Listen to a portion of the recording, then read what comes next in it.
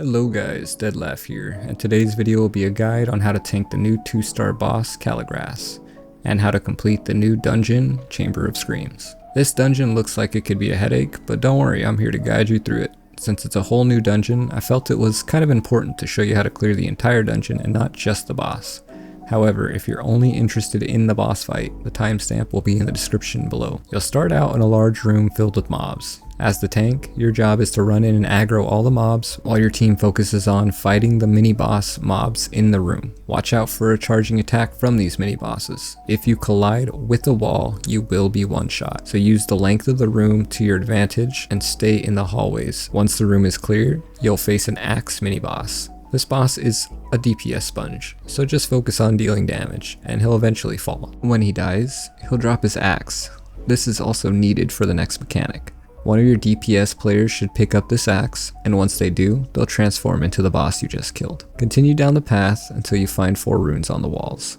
These runes are the passcode for the gate in the next room. The axe holder will need to use their third ability to reveal the rune symbols on the walls in the cells. Once they're identified, you can have your team type the order in chat to make it easier, then have one player at a time press the corresponding runes in order to unlock the next door. In the next room, you'll find a pentagram symbol on the ground. Simply kill the mobs inside the symbol to continue with this dungeon. Once it's done, you will see a portal on the ground to open it up and get to the next boss. So this boss is another DPS sponge, but there is one mechanic that you can watch out for here. Certain tiles on the ground will turn green. These are your safe spots, so make sure to stand on them. But after a few seconds of standing on them, the boss will spawn breakable boxes in your way. This makes it harder to get to the boss, but getting back to him and killing him should be easy enough. Now once you kill that boss, you'll jump on this axe and ride it on up where you'll find Kaligras, the final boss. Now let's talk about Kaligras.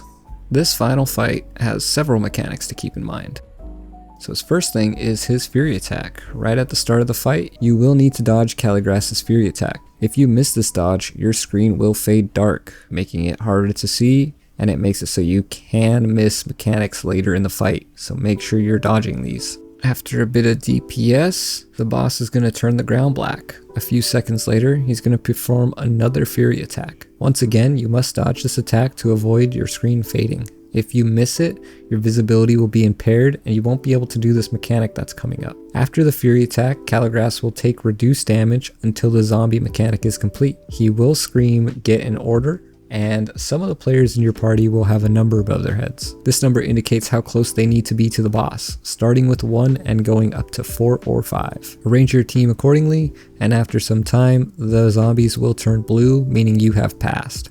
If they turn red, someone was out of position and they will be executed. While the boss has damage reduction, this is a good time to activate the blood vials if possible. It's another mechanic with this boss, but in these 2-star versions, as long as you're running back there and using them, it should be fine. After the zombie mechanic, the boss will use another Fury attack. This will signal that he's ready to take damage, and he's about to do another attack. The boss is going to unleash a raining arrow attack. This can be blocked, but if you miss it, you will be stunned for a short period and take some damage. As a tank, you'll need to repeatedly block during this fight. He will just do a spammed basic auto Q attack thing, and you'll just have to block it. After some DPS, the boss will jump away, and at this point, all the players will need to spread out to avoid taking heavy damage from the red circles that he spawns around the players. This is also another opportunity to activate your blood vials on the walls. When Kaligras returns from his jump, he will target a player for a charge attack. He'll warp them to one side of the room and he'll go to the other. Your team will have to line up near the stunned player and press block as Kaligras gets near them.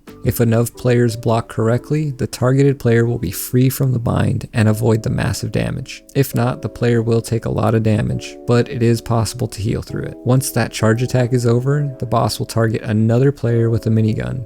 As the tank, you stand in front of the boss and block the damage. This will hurt, but your healer will help you get through it. And that's the last mechanic. From here, it's just a matter of repeating these steps until you down Kaligras. The fight may seem difficult at first, but once you get the hang of it, it's very manageable. Thanks again for tanking with me. If you enjoyed the video, feel free to leave a like, it really helps me out. And if you want more guides, go ahead and subscribe. I'll have more dungeon content coming out soon.